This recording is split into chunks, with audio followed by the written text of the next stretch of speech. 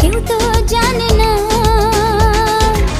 মনই জানে যে কার নাম মনেতে লেখা আছে, কেউ তা জানে না।